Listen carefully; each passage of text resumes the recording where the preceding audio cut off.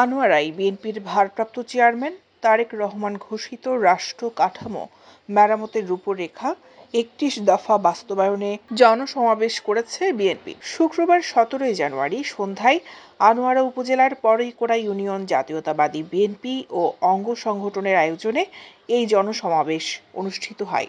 জনসমাবেশে কয়েক হাজার নেতাকর্মী অংশ নেন।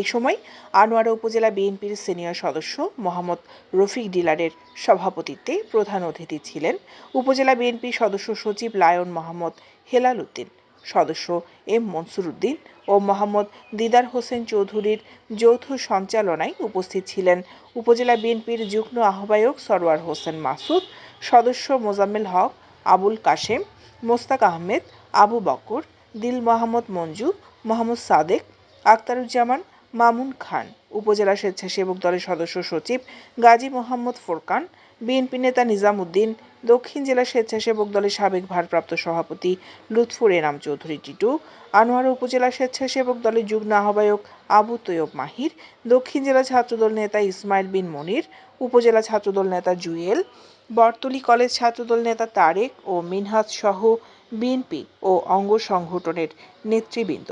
আগামীতে পরিবর্তিত একটা বাংলাদেশ দেখতে চাই, পরিবর্তিত একটা বিএনপি দেখতে চাই, যেই বিএনপি হবে মানুষের বিএনপি, যে বিএনপির স্থান শহীদ জিয়া দিয়ে গেছিলেন। আজকে তারেক রহমানের নেতৃত্বে সেই বিএনপিকে আবার বাংলাদেশের জনগণের মাঝে এভাবে পুনঃপ্রতিষ্ঠা করতে চান, যেন মানুষ বিএনপিকে জন্মান্তরে ভালোবেসে বিএনপির পাশে থাকে। বিএনপি, যুবদল, ছাত্রদল, জনগণ, সাধারণ মানুষ, আমাদের বোনেরা যে অক্লান্ত পরিশ্রম করছে, সারা বাংলাদেশে সামাজিক বিচার নামে কোনো কিছু ছিল না।